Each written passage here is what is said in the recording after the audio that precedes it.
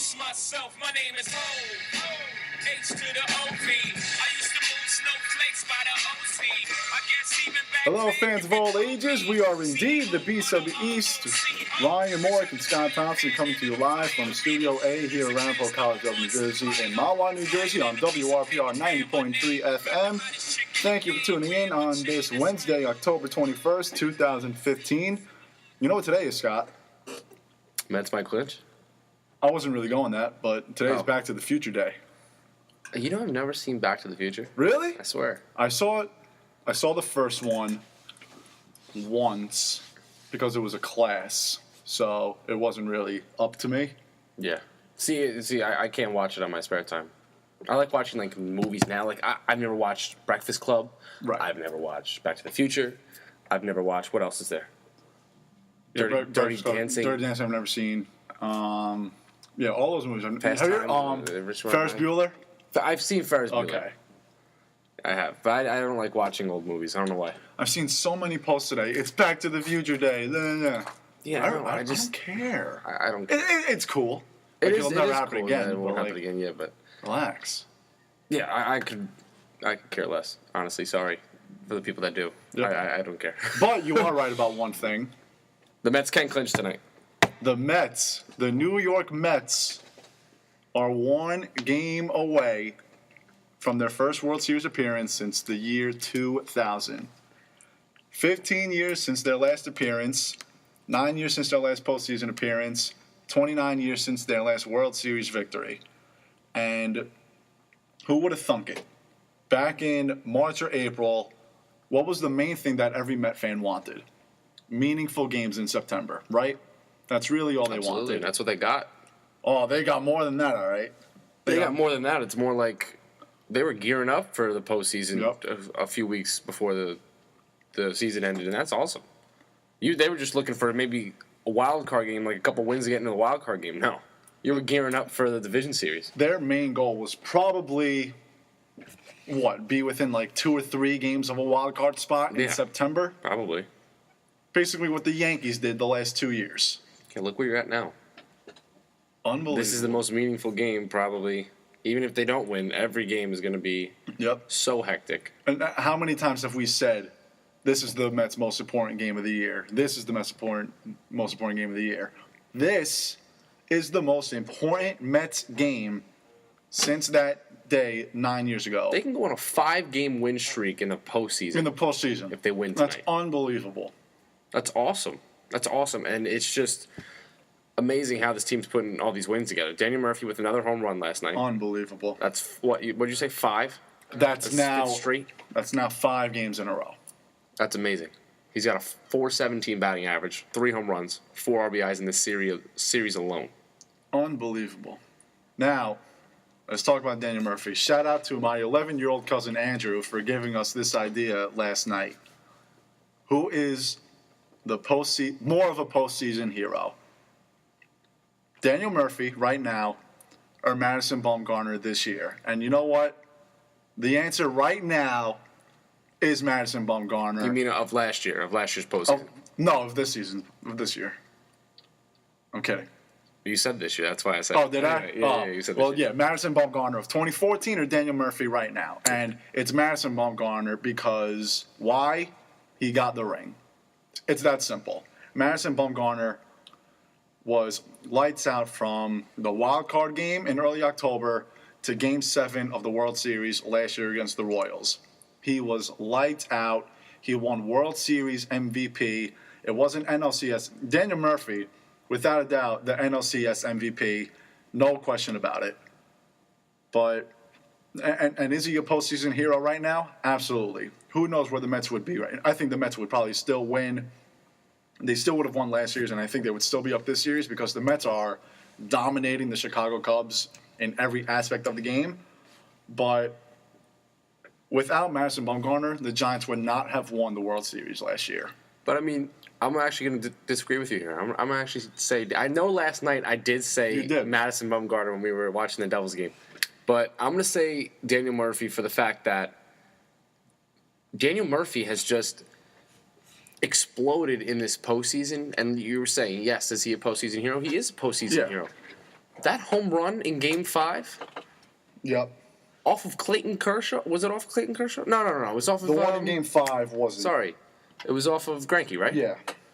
That's a 3-2 game. He won that game for them. He's winning games when he needs to be clutch. Right. And even when he doesn't have to be clutch, he's boosting his team with these home runs. So I'm going to say Daniel Murphy right now because he's playing every night and producing for his team, creating wins. Good point with playing every night, but we're going to remember Madison Bumgarner forever. Well, absolutely. I mean, he did break tons of World Series records. Exactly. With low ERA and all that. If the Mets lose, odds of them losing this series are slim to none. Let's say they don't even win the World Series.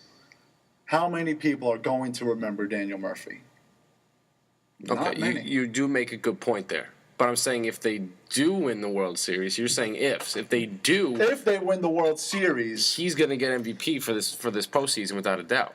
it's NLCS MVP and World Series MVP. They don't have a full I'm saying postseason. in my head, in the right. fans' head, he's going to get the postseason MVP because of how he's producing every night. If he just keeps going on this warpath Right. that he's on right now, who knows what will happen in the World Series? Like you said, it's slim to none. I don't see the Mets leaving Chicago without a World Series berth. Right.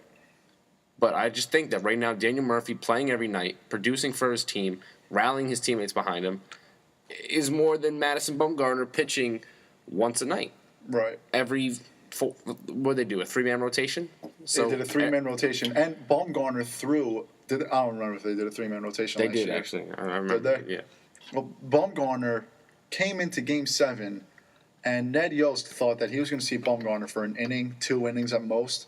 He threw 5 shutout innings on, was it 1 or 2 day rest? I think it was 1 day rest. I think he started Game 5, was lights out. Well, I don't know why Nost. Wow. Yeah, the Nost. Ned Yost was thinking that. This is the last game of the season. Sorry, but I'll throw out my arm a little bit, and it might be sore the next couple days, but if we win a ring, that's the bottom line. But keep going with what you were saying. I just think it's Bumgarner because as insane as this might sound, I don't think the Cubs are worrying about who do you fear more, Daniel Murphy now or Madison Bumgarner of last year? Do you think Daniel Murphy? See, that's hard because you have to look at it like pitchers actually have to pitch around Daniel Murphy now. Yeah. You have to pitch around him. He got intentionally walked in the division series. Actually, this series. This series to face Yoenis. To face Yoenis Cespedes. Yoenis. Who has a .308 batting average in this series. Yeah.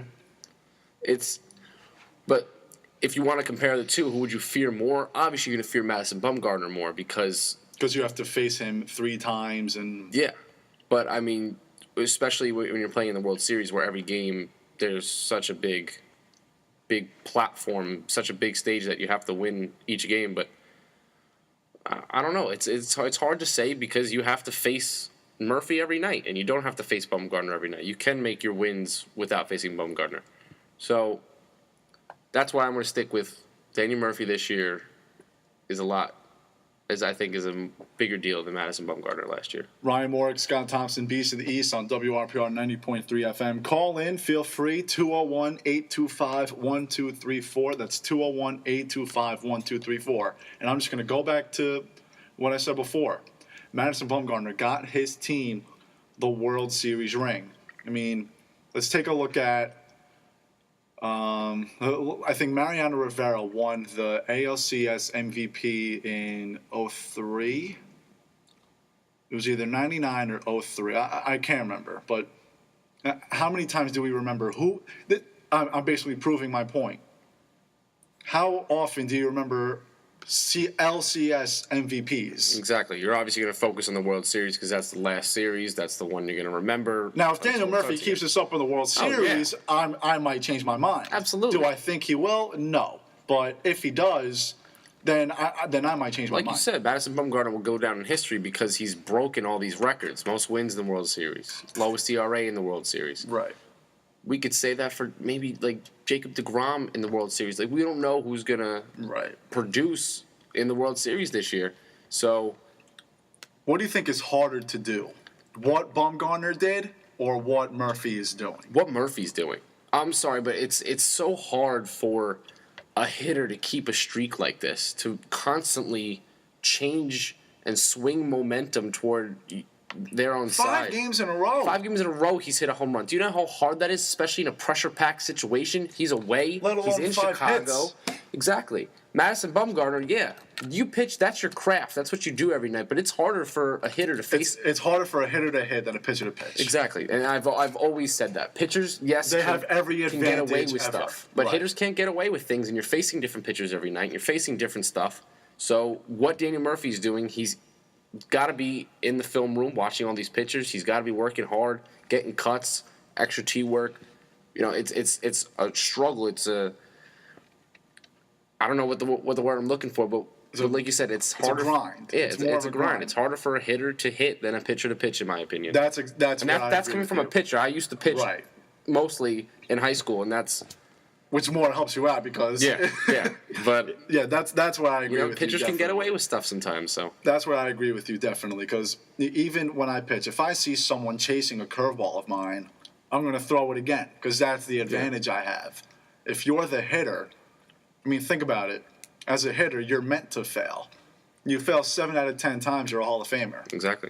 So, what's harder, Daniel Murphy, without question. But Yeah. the hero, I would go Bumgarner because the main goal is the ring, and Madison Bumgarner did it. Again, if the Mets win this World Series, and Murphy's doing what he's doing, then I might change my mind because this is we were at the Devil game last night and we got the update Murphy home run and we couldn't We turned around right away. There was a TV right behind us, and we were like, "What? What just happened?" We're more surprised about Murphy than we are Bumgarner. Like it's funny how I'm agreeing with everything you are saying about Murphy, but I still think Think that's Bumgarner. yeah, because it is the World because Series. it is the World Series. I absolutely agree with you with that. But I'm saying right now, if you were to go with Daniel Murphy right now, if you were to drop him in the World Series of what he's doing, I'd go with Daniel Murphy in a heartbeat. And we'll see what happens. Because, like I said, I don't see the Mets losing this series. Now, speaking of the series, let's take a look at tonight and possible games 5, 6, and 7. The Mets have to win this series in Chicago, I think. I think they have to win the next 2 games. Do I think that if they lose the next 2 games, they would lose the series? No. But I think if you're the Mets, you can't give the Cubs a thought that they have a chance to win this series. If the Cubs win the next 2 in a row, then you're going back to Citi Field. You have to try to get momentum all the way back. And you'll get momentum right away because the Citi Field crowd will be insane. Their first series clincher since the 2000 NLCS, I believe. So the crowd's obviously going to be into it. And then, what was I just lost my track of thought. But I think that you can't give the Cubs the mindset that we're still in this thing. Because the Cubs, as badly have they been playing, they've been outplayed in every aspect. Absolutely. They are a dangerous, dangerous team. And that's why I want to cut you off and say something pretty insane. You can give them the game 7. I don't think the Mets would give away the series. Because of the pitching, because of the hitting, the Mets are better than the Cubs. Plain and simple. Did we say this at the beginning of the postseason? No, because we didn't know what was going to happen. But the Mets have showed that they're the best team in the National League. Yeah. Hands down. So honestly, if you were to jump forward, if you were to give the Cubs 3 games and walk into Game 7 with Jacob deGrom on the mound versus Jake Arrieta. And deGrom would throw Game 7. Arrieta probably wouldn't. Arrieta is lined up to throw. When did he throw? Game 2? Yeah. They're going 4-man rotation. He would throw Game 6. Game 6. So what I'm saying is if you were to give them till Game 7, I still don't even see the Mets losing this series. But it doesn't mean anything because, like you said, you can't give the Cubs – you can't let the Cubs walk out of Chicago. And it's not going to happen. It's either going to go tonight with Steven Matz or tomorrow night with Matt Harvey on the mound. You're not going to see the Cubs walking out of this unscathed. You think the Mets win one of the next 2 games? Absolutely. If it's not tonight because we saw that Matz was a little shaky. Which is completely reasonable because Absolutely. this is Matt's biggest game of his career. I just don't see, the Mets walking out of Chicago without a playoff berth. And going on to Steven Matz, tonight, with him, just let him sit back, let him do what he has to do, because your team is not leaving Chicago without that berth. So pitch well, don't even worry about it. You're up 3-0. Your team's producing runs, so you don't have to worry about that. If he gives up 2 runs, so what? Keep him in the game, let him go innings. You don't need to further your bullpen. You have Daniel Murphy to hit a 5-run home run, probably. He'll make it happen. He'd hit the 5-run solo shot, actually.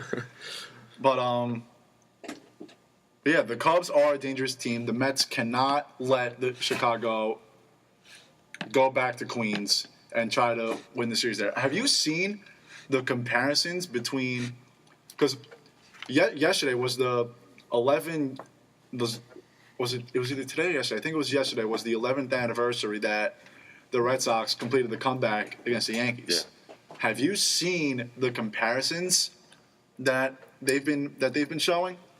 To who though? Like between this year's Cubs team and the 2004 Red Sox team. Really? They're making that comparison? Right? Think about it, okay? 2004, who was the GM of the Red Sox? Oh, Theo Epstein. Okay. Is the GM now. Okay. These are all just weird. Like it's like Lyndon and Kennedy. Yeah.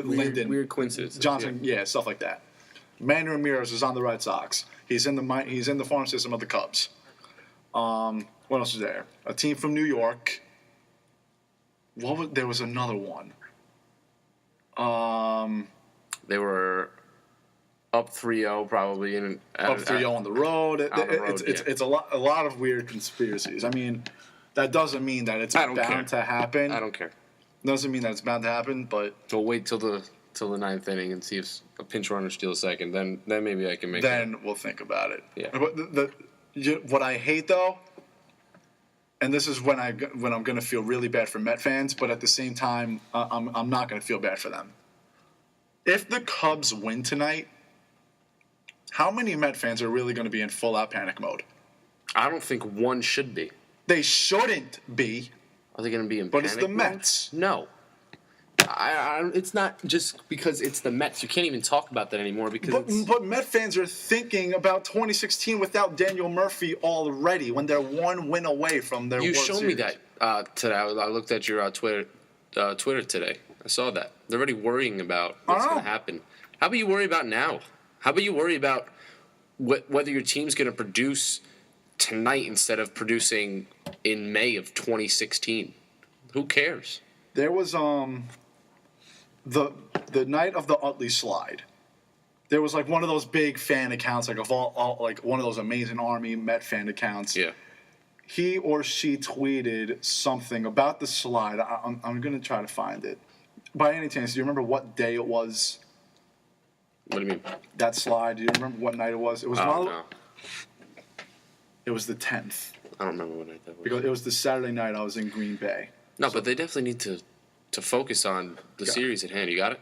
Yeah, I got it. Go ahead. It was at Shea Dugout. So at Shea Dugout, if you're listening out of nowhere, feel free to call in and let me know how you feel about this. This was the night of the Chase Utley slide, when the Mets were up in the series 1-0. It takes it takes 9 years to make it to the postseason, and fans can't enjoy it because at MLB cannot enforce its own rules. Thanks for nothing. Really? Thanks for nothing. The Mets were winning the series 1-0. That's how the Met fan thinks. So I tweeted back, I said, it's not over yet. Met fans are too quick to just give up this easily. It's Harvey versus Anderson on Monday in Game 3. And then this person replied back to me, we should be talking about what players do on the field, not how MLB made a mockery of the game, which I agreed, but he said, thanks for nothing. Thanks for nothing? That's right. It was Game 2. If the Mets clinch tonight, I'm going to tweet back to this guy, quote, thanks for nothing, and I really want to see what he has to say. Because that is the Met fan mentality. And I get it. Your team is just very unlucky. And you know what? If the Mets were to collapse this series, that's the kind of thing that would happen to the Mets. And the Yankees, of course, back in 2004. But the Red Sox were really good, actually. And I want to get to that in a minute. We can do our own little comparison also. Yeah. thanks for nothing. It was. You want to say that now? I think he should not even be wearing Mets gear anymore. Look, thanks for nothing. You're up 3-0 in the championship series. You're talking about you're up game 1 in the divisional series. You were up game 1 in the divisional series. And that game wasn't even over. I'm sorry. That's just. But that's just being a boner. But Scott, that's how they think. One thing goes wrong, and they're in full panic mode. If the Mets lose tonight, we're gonna. I guarantee you. Well, yeah, I guarantee. We're gonna see a tweet. Yeah. Here we go again. But it's gonna happen. Looking at it like a realistic fan and a realistic baseball standpoint, like I said, they're not leaving Chicago without a World Series berth. Get that through your head. And if they do, you do. You have 2 times to win it at your own home field. At your own home field with DeGrom and Syndergaard on the mound. Come on. I mean, the odds of this happening for the Cubs. Again. I don't even know why Joe Madden isn't waving a white flag right now, because his team is getting absolutely outscored, outpitched, outhit, outfielded, probably too. Yep. It's been all Mets. It's over. If you're a Mets fan, the series is over. Focus on the World Series. Mm-hmm. I'm sorry, I don't like looking ahead. I like going one game at a time, but look forward to the World Series because you're going to be in it. Now let's talk about this 3-0 lead, and let's talk about the 0-4 3-0 lead, because both New York teams. I'm sorry, Met fans, we have to talk about it. It is a big deal. We don't even like talking about it either. Obviously, I'm wearing my Yankee hat right now too. It's kind of a coincidence. I can't watch the ending. You've seen? Have you seen Fever Pitch? Yes, I can't watch the ending of that. They had a 30 for 30 actually on 4 days of October.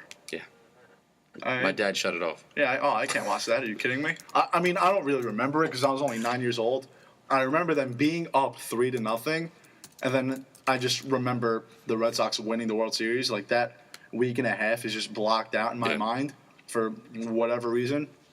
But the Red Sox had a much better shot of coming back than the Chicago Cubs do. Absolutely. Look at the Yankees rotation in 2004.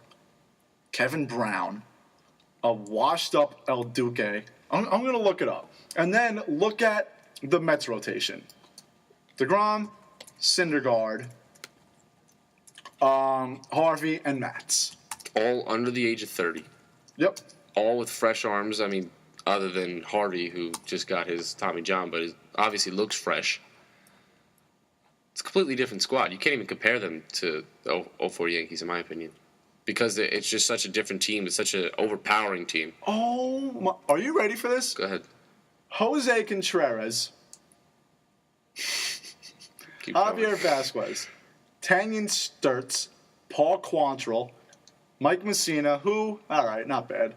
Tom Gordon was their reliever. He was all right. Steve Carsey, Scott Proctor, El Duque, Kevin Brown. Seriously? Come on. Look at that. The Red Sox were probably favored, I think, in that series, no? The Yankees won the East that year, so I wouldn't think so. No, okay. I mean, look at their offense, though. Jorge in his prime. Tony Clark and Cairo were All right. Jeter, A-Rod, Matsui, Bernie, Sheffield, Ruben Sierra, Giambi, Kenny Lofton was a great Kenny fielder. Lofton was awesome. Even Enrique Wilson was solid. John Flaherty was a good backup. Homer Bush, a fan favorite. Bubba Crosby, I love. That's when A-Rod got up, and it's either home run or double, basically. Yeah. What it came down to with that him, was his first year with the Yankees. Yeah. Their offense was a juggernaut then. Oh, yeah. So you look at them and you say, like... Yeah, you want me to make a comparison between the 04 Yankees and the Mets? Go ahead. Flip the juggernauts. You have the 04 Yankees offense. Look at the 2015 Mets pitching. Mm-hmm. That's what we saw in 04 with the Yankees, Yep. in my opinion. So if you want to talk about that. But to the 04 Red Sox, I'm sorry, no. They... can I say they got lucky? Of course you can. They got lucky. One stolen... What's this guy's name? The guy who stole the base. You see how much... If he got thrown out, Yankees Absolutely. win. Who was their Ross? I don't know. You just can't compare that. Mark Bellhorn? Here we go. Their pitching was stacked, I will say. Well, not really. They only had Pedro. Look at this. I'm reading this. This is the Chicago Sun-Times. Do you want to hear what this headline is? Go ahead. Cubs find solace in the 0-4 Boston Red Sox comeback. Because of all I guess the that's a passes little we shot threw of out. hope you can give to the team because you know they're going to lose. I mean, the Cubs can't just throw in the towel now. You obviously have to go out there and fight. And who knows, if you do win the next 2 games, you do have a shot. But games 6 and 7 are both at Citi Field. Red Sox roster, though. Varitek, Mark Bellhorn was whatever. Noma, Kevin Millar, Euclid, Ortiz, Trot Nixon, Johnny Damon, Manny, Francona, who's a solid manager, Pedro, Pedro, Wakefield, Schilling. They were not a bad team. They weren't a bad team at all. And I mean, obviously they won the World I'm reading a Series. tweet right now. Theo Epstein coming back from a 3-0 deficit. Rumor has it it's been done before, he said. I like that. But That is a good one. I mean, I think you know what? What Theo Epstein has to do, he really has to fire up this team. Because Theo's done it before. It's not impossible. Do you want to know what? In favor of the Cubs now, the Cubs are going to be back here, in my opinion. Because they have a team now that's young. They won 97 games this year. Exactly. This was supposed to They happen. were a wild card team. Yeah. It just stinks that they're with the Cardinals And the Pirates, right? and the Pirates. So This was supposed to gonna happen be back 2 or here. 3 years ago. if they have the pitch and maybe they can get maybe a good solid 2 or 3 guys. A lot of guys over are the offseason, available. A lot you don't of need guys to are tweak available. their starting lineup at all. Fowler, Soler, Bryant, Rizzo, Castro, Schwarber, Baez, all these young guys that they've been grooming are now here. Yep. So if you lose the series, not if, when you lose the series, sorry, I wouldn't be scared. I would not be scared because definitely in the next 5 years I would not be surprised to see 'Cause the the Cubs Cub- in the Mets position right now. The Cubs are going to be one of the powerhouses in the MLB for Absolutely. for a No long doubt in my time. mind. For a long, long time. Do the Mets win tonight? Do the Mets win tonight? Who's pitching for the Cubs? Jason Hamill. I'm going to go yes. I'm going to say yes, too. I think Steven Matz has a bounce-back game. He knows that he has to produce because on our show on Monday, if you weren't listening, we were talking about how Steven Matz has to pitch well tonight, or we might see a 3-man rotation. You might have to consider it for the World Series. So Steven Matz pitches well tonight, gives him at least 5 2/3, 6 innings. I don't see the Cubs coming out with a victory tonight. If Their the, bats have just been awful. Yeah, go ahead. if the Mets win tonight, they will be the third team in MLB history to sweep the NLCS. The 1995 Braves did it, and the 2007 Rockies did it. The Rockies lost the World Series to the Red Sox in 4. I remember that. Did the Braves Imagine that getting win? swept after you sweep. And the Braves won the World Series. They In won Game 95, 6, yeah. 1-0. But if you look at these Cubs bats, Ryan, your leader right now is Dexter Fowler with 273 batting average. Yeah, wow. Kyle Schwarber has 2 home runs and Jose Soler has 1 home run. That's it. That's bad. I mean, Daniel Murphy obviously has been the spark plug, but David Wright's hitting 364. Yoenis Cespedes hitting 308. Travis d'Arnaud's hitting 273. David Wright's hitting 364. 364. That's huge because he and Duda were really bad. Well, look in at the it. division Murphy's series. been hitting 2-run home runs. Guess who's on base? Murphy. David Wright. I'm saying. Yeah, that's what. Yeah. So it's just coming together. The Mets are just outplaying the Cubs, and right now I could see them sweeping. Absolutely. You know, Duda and Wright were a combined 3 for 38 with 18 strikeouts in the DS. Really? Yeah. So they've really, I mean, Duda not really. He's 167 right now. Uh, Hasn't really kicked it up, but still. Kicked it up compared to last Still, series. he's getting saved by these other hitters. But right now, if you were to ask me if the Mets win tonight, I say if Steven Matz pitches at least 6 innings, you have yourself a W and you can pop champagne. And Met fans, please start looking at the positives. What Met fans are going to do, they're going to win the World Series. They're going to win the NLCS tonight. Oh, no. We have to face either the Blue Jays or the Royals. You beat the Cubs, and you beat, who do they beat? The Dodgers. That's how they think. Oh, no. The AL champion from last year. Oh no, a team that won 47 games in its last 65 games. Live in the moment. Be optimistic. Stop worrying about Murphy's contract next year. I get it. You want to sign Murphy. You want to sign Cespedes. And who knows what your deal is with Michael Kadire. I know that you want these guys back. Yeah.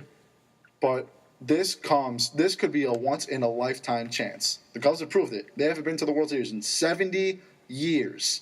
And after tonight, probably counting. Exactly. So you have to savor it. You have to savor this moment. Don't. And that's what Yankee fans don't do. I'm telling you this. It's New York fans, in my opinion. That's a good point. The Knicks, don't even talk to me about the Knicks, because the Knicks are almost like the Mets, and the Yankees are all the same. Everyone looking to the future, everyone finding the negatives out of everything. Why can't there be fans like me? Like us? Like me and us and we. Met fans, we're optimistic. I know a lot of my friends are solid Met fans who are very realistic.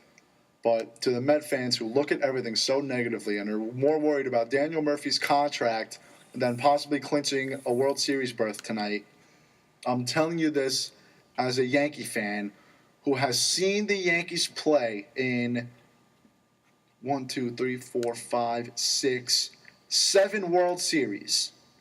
The Yankees have played in 7 World Series in my lifetime.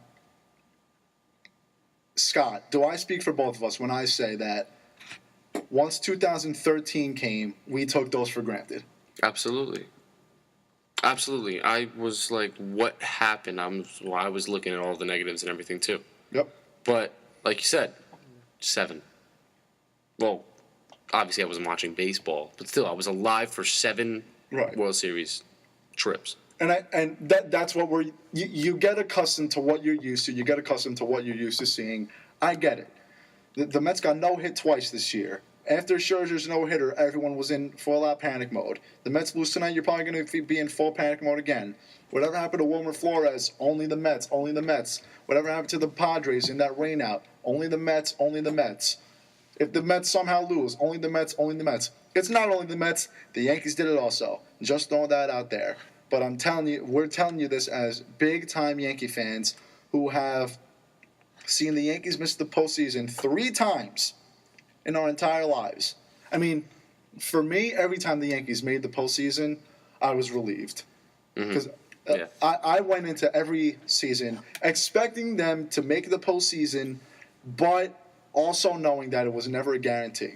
Every time the Yankees made the postseason, I was really pumped up, really excited.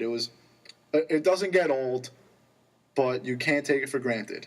This is a problem. This could be a once-in-a-lifetime chance. Who knows? Maybe I've seen the last Yankee World Series of my lifetime. Do I think so? No. Do I think that who knows? There are 30 teams in Major League Baseball. So there's a chance that you can not win for 30 years plus. This is the 29th for the Mets. Know what the situation you're in. Be thankful. And enjoy your World Series clincher tonight. Scotty T, have updates for us? We ready? Yeah, I'm ready. All right. Little quick ones. Go. All right. It was senior night last night for the women's volleyball team as they honored their senior captains Caitlin McIver and Emily Harris, as well as Nicole Herman and Catherine Smart for their years on the squad. Lady Roadrunners beat Rutgers Camden perfect in straight sets, improving to 15-6 and 5-2 in the conference. With the NJAC tourney right around the corner, they will travel to face their NJAC opponent Stockton, who is undefeated in conference play, next Tuesday at 7 p.m. Women's tennis posted their 9th straight win yesterday as they shut out Lehman College 9-0. They are now 12-1 overall, and they will wrap up their season this Saturday when they travel to Rutgers Camden. On to pro updates, as we were talking about, the MLB Championship Series can both have winners tonight, as the Blue Jays and Royals are currently underway in Toronto, where the Blue Jays are up 6-0 now at the end of 7. So maybe we might not see the Royals tonight, but Another comeback for the Blue Jays? can possibly happen. Possibly. But the Mets will look to sweep the Chicago Cubs at their home ballpark tonight with Steven Matz on the bump, facing off against Jason Hamill for the Cubs. That first pitch is 8:07 p.m. on TBS and ESPN Radio.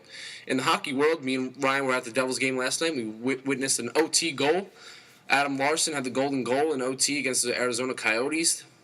Devils beat the Coyotes 3-2. They improved to 2-3-1, and will travel to Ottawa tomorrow at 7:30 p.m.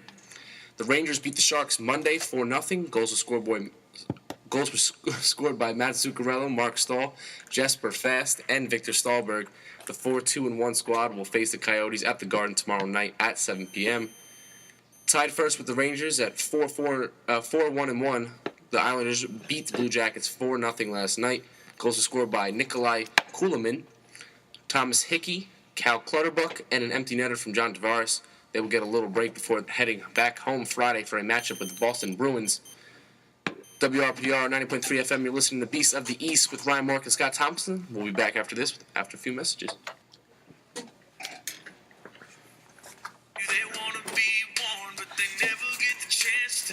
Ryan Mork, Scotty Tate, Beasts of the East. What song is this? Make You Miss Me, Sam Hunt. Sam Hunt's my favorite right now. Okay. I literally downloaded his whole album today. All right, not bad. I don't know if I downloaded it legally. However. That's not a good thing to say on the radio. However. Anyway. You'll be all right. So now we got to move on to football. A lot of Mets talk, which was solid. And if you want to bring up the Mets again, 201-825-1234. That is the phone number. The Giants played on Monday, and that was one of the worst Giant games I think I've ever seen. Yeah. You know what? I'm going to go with yeah. How do you go from scoring a touchdown in your first drive looking smooth? And a great drive. Yes, we're definitely going to win. We're going to shut up the Eagle fans. You don't even get near the end zone, I don't even think, the rest of the game. How many consecutive times did they punt? 8. Their consecutive times. Their last Brad 8 Wing, drives were punts. You don't have to do leg day, buddy. Oh, wait, just steal my tweet from the other day. What? I tweeted that. Sorry if I don't particularly look at your tweets. Wow. But yeah, Brad Wing, you don't need to go and do leg day. Giants drives on Monday night. Touchdown on a great drive. Awesome drive. Unbelievable. 8 plays, 80 yards. Interception, turnover on downs, pick 6, fumble, punt, punt, punt, punt, punt, punt, punt, punt. God awful. That's terrible. The offensive line could not hold back the Eagles' defensive line at all. Eli, I guess, doesn't know how to scramble either. Oh, well, we've known that since the day he got drafted. But even move a little bit, you're supposed to move away from the guys in black, Eli. Totally off topic, but how's this rock candy? Is it good? What? Is this rock candy good? I had the blue one. But he has the pink one. That's breast cancer awareness. Good job. It's like bubblegum. Anyway. No, just miserable. Going back to that game, the Eagles were atrocious. Atrocious. They didn't even have a good game. Sam Bradford, I think, had as many turnovers as Eli Manning, maybe. Yep. Because every time you saw the defense punch the ball out for a fumble, Landon Collins had his first interception of his career, which was a great interception. Defense was creating chances, I might add. The Giants had so many opportunities. I think it was you who said it. I was pumped up at that Landon Collins touchdown, and I was like, "That's a big momentum swing." And you're like, "Ryan, I didn't. They've had 20 momentum swings." Yeah, I didn't mean to say it the way I did because Ryan actually got really pumped. But I was like, nothing's gonna happen. They've had 10, 12 momentum swings. Yep. Third downs, flags. Stops on third downs, flags. Punts, you're getting flags. It's just, this isn't the Giants team that we've seen these past 3 weeks with these three wins. You know what the game changer was? Good. The DeMontre Moore penalty, the roughing the passer. Yeah. Roughing the passer, it was more like a RKO out of nowhere. If we had that soundbite, I'd play that right now, but I don't. RKO, he picked him up and dropped him. Awful. And it's just, comes down to... He really had a bad game. Yeah. He was... committing dumb penalties. Coughlin was yelling at him. They were showing it on camera. Celebrating when he's down 24-7. He does that dance where he's like, yeah, I know. Going I know what off. you're talking about. But look at the situation the Giants were in. 3-2. You're on three-win streak. You go into Philadelphia, and you can walk out, sort of breaking away, peeling yourself off of that tight NFC East race, and then you play the Cowboys next Sunday, and you just drop the ball completely. Yep. Now you're tied for first again. Well, technically you're not. No, the Eagles are in first place right The now. Eagles are in first, but they have the same record. Yes. Mm-hmm. But still, you could be facing the Cowboys. You could be going 5-2, and you could be solidifying yourself possibly a 2-game ahead of everybody else. Yep. Monday night was their chance to really say that they were a threat in this division. Now look, Des Bryant might be coming back this week. Yep. So who knows what's going to happen going forward? But the Giants definitely have to bury the football on this one and not look back to this game at all. And say, listen, that's not the team we are. Eli, that's not who you are. Mm-hmm. Defense, I'll give you a little bit of a golf clap because you guys did do a good job of creating turnovers and trying to. How many points did the Eagles offense score? 17? Maybe. Because one of them was a pick six. Yeah. DeMarco Murray ran in for a touchdown. Riley Cooper had that throw, which was an awful throw. Awful throw, terrible defense. No, not terrible defense. That could have been. That was like placed perfectly. You saw them. It was who like Landon jumped Collins up. ran over, and then I think Merriweather jumped up for it. Yeah. But yeah, I think it was 17 points. Yeah. So yeah, really good game for the Giants defense. That's why I played Bradford in fantasy over Cam Newton because I thought the Giants defense would implode, and they made Bradford. I mean, Bradford really is not very good. No. But the Eagles right now are in first place in the NFC East, and Monday night was the chance for the Giants to say we are a threat in this division and take a game and a half lead in the division. Yes. Because the Cowboys are 2-3, the Giants would have been 4-2, and the thing is, I'm not too mad because I picked the Giants to lose this game. I said that the Giants would be 3-3 at this point in the season. But what ticks me off is the fact that the Giants are this close to being 5-1. They lost game 1 terribly. We all know what happened. Game 2, not as bad, but terrible. And then Monday night, all of their losses have been miserable losses that they could have won. And are the Giants a 5-1 team? No. Are they a 4-2 team? I don't think so. Let alone a 6-0 team. I think the Giants are a 3-3 team. But right now, they are 3-3 when they shouldn't be. Like you said, the way they're going about the losses that they have taken are awful on all sides of the ball. It's not like they were close games and the other team beat them. They beat themselves. Sam Bradford had 3 interceptions. Mm-hmm. The one we saw where Merriweather actually caught it like a wide receiver. It was that bad. Yeah. He launched the ball, and he had to catch behind his back. Sam Bradford did not have a good game. 280 yards and a TD. That's all right. But Eli, 189 yards and a TD. Yep. With Odell Beckham, who was not even... Was he even targeted in the second half? Once. He had 7 catches for... I think how many yards? He had to have been hurt. Okay, still. The ball he threw out of bounds. Yeah. He was 4 paces off of Byron a healthy Byron Maxwell. Wow. The guy wasn't that hurt. Right. Obviously, he would be off the field if he couldn't play. Yeah. But you don't target. That's why I have such an issue. We've been saying this the whole time. Why are you not targeting Odell Beckham Jr.? And you know what I say all the time? If you're going to lose, I say I would rather lose by 20 than lose by 1. Because no matter how much you lose by, it still counts as 1 loss. Absolutely. No matter what. Whether you get no hit or if a perfect game is thrown against you, it's 1 loss. But what bothers me again is the fact that these are 3 games where they could have and should have won. Because I picked them to beat the Falcons, and they lost that game. I picked them to lose against the Cowboys. I picked them to lose against the Eagles. But now, they could be 5-1 in the division, 5-1 overall, and 2-1 in the division. Now they're 3-3 and 1-2 in the division. Obviously, they have a chance to play these teams again. However, this is a big momentum downshift that they had. That coming back from 0-2 is hard enough. You get 3 straight wins, you think you're on cloud 9, and you just drop the ball against, of course, has to be the Philadelphia Eagles. And of course, I was getting texts from my Eagles friends. Oh yeah. Yeah, you guys suck. Blah blah blah. You guys didn't have a good game either. You just capitalized when you had the chances. Unlike the Giants. It's just going forward and looking at the Cowboys game, Ryan, because I'm leaving this Eagles game in the past. Yep. If Eli Manning does not throw for 300 yards and 2 TDs against the Cowboys, I'm not a satisfied Giants fan. Nope, I agree. Because I need to have my captain quarterback going after this god-awful secondary that the Dallas Cowboys have. If Odell Beckham does not have a touchdown and over 100 yards, I am a non-satisfied Giants fan, in my opinion. This guy's been underutilized throughout the entire season so far, and he's your best player on the field. Yep. Makes no sense to me. And you know what? I saw a really good stat the other day. As much as we trash the Giants' offensive line, entering Monday night, Eli Manning has only gotten sacked 4 times.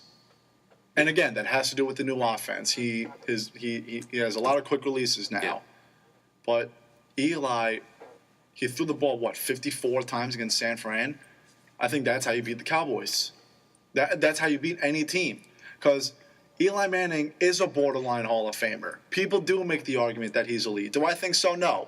But people make the arguments. He has the numbers. I think he has the numbers. He doesn't have the skill. We've talked about it before. I think it's only Brady and Rodgers are the 2 elite quarterbacks because Eli makes some really dumb decisions sometimes.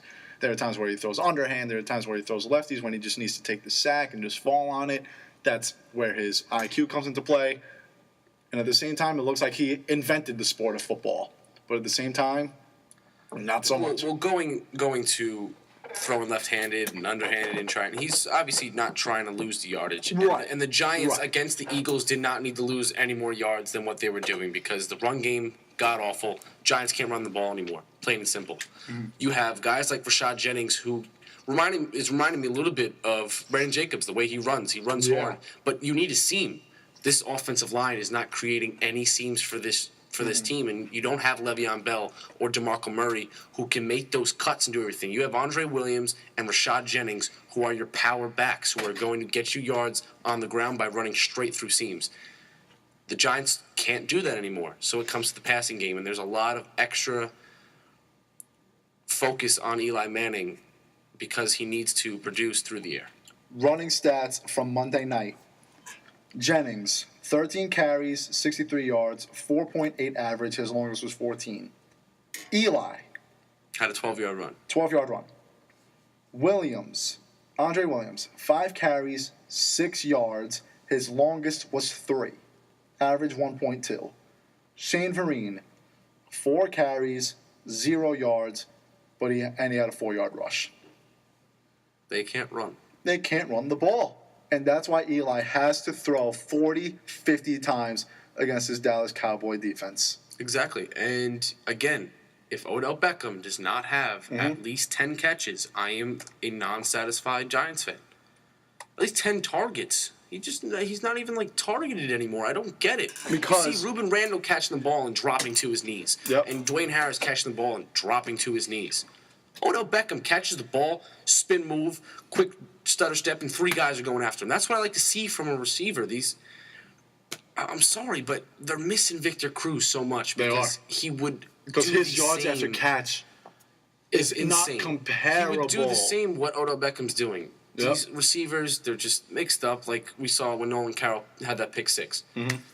Ruben Randle slipping. That's what caused that. He was supposed to draw his cornerback off. And it was still a pretty dumb throw by Eli at the same time. You're targeting Dwayne Harris and Ruben Randle, who have not, they've been there literally for 2 hands and 2 drop. They're not creating plays or creating chances for this Giants team, and Odell Beckham Jr. is trying his hardest, even when he's hurt. I think Eli targeted 9 guys on Monday night, but he did. Odell, Randle, Harris, and one other guy have 5 or more.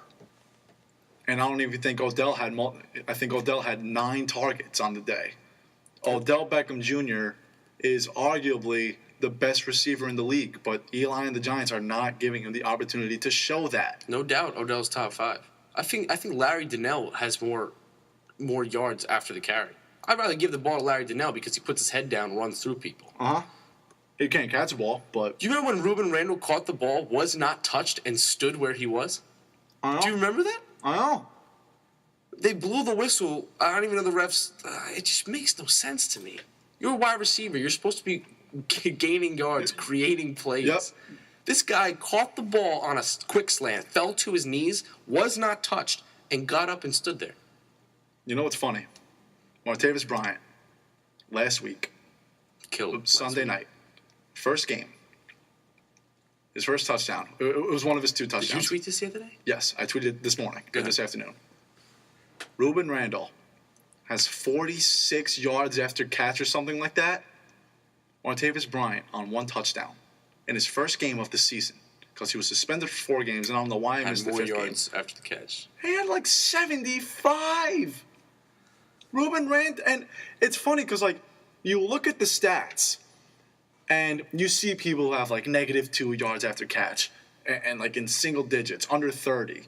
But those are 3rd-string receivers, 4th-string receivers, people who've been. I looked at total stats, qualified and non-qualified. Mm-hmm. And then you have Ruben Randall, who has like 46 yards after catch. And he's supposed to be your number 2 receiver right now. Ruben Randall's a number 2 receiver who has not missed a game. No. Think about that.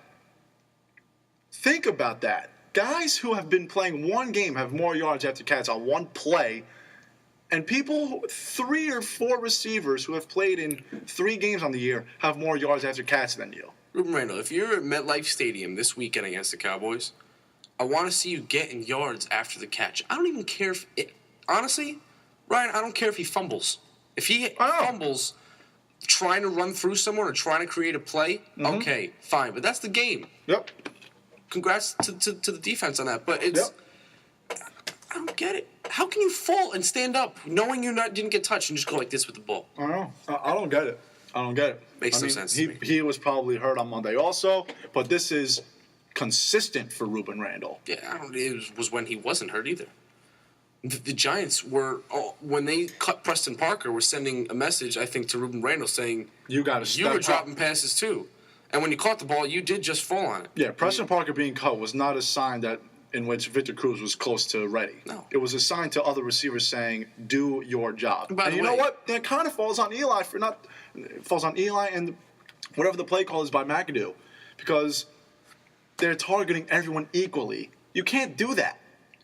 Sure, No. is Odell getting double and triple teamed? Yeah, but you have to target everybody. Double and triple teams. We saw against the Eagles. Yep. He was one-on-one with Byron Maxwell. Yeah. Byron Maxwell was holding him Every basically time. the whole time.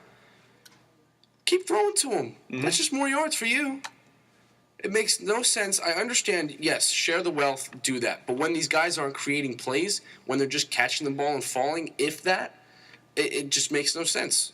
That pick 6, you were targeting Dwayne Harris. Yep. You weren't targeting Odell Beckham, who was one-on-one with Byron Maxwell on the right side. You brought it up before. Let's do a quick preview of this weekend's Giants-Cowboys game as we have about 300 seconds left. It's 5 minutes for those of you who are not good at math. I actually kind of thought about that a little bit. Yeah, yeah, me too. Yeah, no problem. Like we said, Eli has to throw the ball a lot because the Giants cannot run the ball. I see at least 40 attempts. I would hope. At least. I would hope. You got to feed Odell. Ruben Randall has to do something. Giants defense stepped up last week. Let's hope they can do it again. Matt Let's Castle. hope Des Bryant doesn't play I don't think it makes a difference. because it's Matt Castle. But Matt Castle again. Matt Castle has been a starter. He's been with the Vikings and the Chiefs. Took the Patriots to 11-5 the year Tom Brady got hurt. Boom. Matt Castle has experience. He knows what he's doing. Credit to Jerry Jones for putting together, Romo, Whedon, and Matt Castle. Those are starters. Whether they have bad records or not, Matt Castle is a starter. He knows what he's doing. He has the experience. So I think the Giants edge out the Cowboys. I think it's going to be 27-24. That's my prediction. I think Eli's definitely going to throw more. The rush defense with the Cowboys has gotten a little bit better, but I think a big factor is stopping Greg Hardy. Yep, I have to hope that the Giants have learned from their mistakes. I have to hope that Ruben Randall and Odell do something about this. And you know what? The Giants should have won in Dallas in Week 1. And that was a fully healthy Dallas so if team. you are not pissed off at your home field because you know you should have beaten this team. A healthy team. Now they stink. I wasn't even thinking about this, Ryan. Now I'm a little heated. This is a must-win for the Giants because if the Cowboys come back, when Tony Romo comes back and starts making a run, and it comes down to you lost to the Cowboys and you were 0-2 against the Cowboys, and that beats you in the division, And the Giants already have 2 division losses. I would be absolutely incensed. Absolutely. Yep. So this is a must-win for the New York Giants on Sunday, and they better come out with some fire. I'm going 31-24 Giants. That's my Full prediction. touchdown? Okay. Yep. All right, we got about 3 minutes left. We got to talk about the Jets before we get out of here. Nice win on Sunday. We can't really review the game on Sunday. Did I say Wednesday? Yeah, I said Wednesday. The game on Sunday. Washington stinks. The Jets are a solid team. Let's look forward to this game on Sunday. The Jets usually play well against New England for whatever odd reason. Revis going back to New England for the first time since he went back to the Jets, I should say. Tom Brady obviously going to be fired up because he's Tom Brady. He gets fired up when he kills a fly. But I think the Jets have a very good chance of winning this game because if the Jets win this game, they are in first place. And that is going to be in the back of their minds. I don't think the Jets will win because I think the Patriots are the best team in the NFL. George and I were saying before, they have a very good chance of being undefeated. In all seriousness, they really do. It's reminded me of a lot of 09, to be completely honest. Yep, but the Jets are a very good team. Brandon Marshall has been unbelievable. He's the first Jet receiver since 1968 with 4 straight 100-yard games. No Jet receiver has ever had 5 straight. Think about that. Yeah. Brandon Marshall is this year probably top 5 or 6 receiver. Eric Decker has solidified himself as a solid number 2, especially since he was their 1 last year. And Chris Ivory has been unbelievable. The Jets are 4-1 right now. If they win this game on Sunday, they are in first place in the AFC East. Ryan, plain and simple, you said it all. It's a very, very crucial game. It's going to be a very fun game to watch as well. Who's playing Sunday night this week? I have no idea. Let me check this right now. Because shame on whoever created the NFL schedule for Sunday Night Football. Because the Jets and Patriots should be Sunday Night Football. Yeah. Eagles, Panthers is going to be Sunday Night Football. Yes, the Panthers. Not a bad matchup. 2 first-place I'm sorry, teams. but if you look at the preseason, we were saying that the Jets are a lot better team. They picked up Leonard Williams. This is before the whole Geno Smith thing. This was going to be a bout between the Jets and the Patriots. Yeah. So I think that should have been a 8:30 game instead of a 1 o'clock game. But this is definitely a game to watch. Defense, they got to step up. If the defense Really plays have to well, step up. then they can win this game. Because really, what does Deion Lewis do? A lot. Really? Deion Lewis, I think, has a lot of yards after the catch. Kid's got hands. And it's just, you have the Cromartie and Revis definitely have to step up against Edelman and Amendola. Before we wrap it up, prediction for Jets Patriots. I'm going to be optimistic. I'm going to say that the Jets win 21-20. I think Patriots stay undefeated. I think it's going to be a very close game. And I think we're going to see what the Jets are really made of. Absolutely. I think whatever happens to the Jets on Sunday, that is the true definition of the New York Jets. Unless if it's a completely lopsided game. Definitely. Look for Chris Ivory to definitely have another stellar game. That's Scott Thompson. I'm Ryan Morick. Thank you.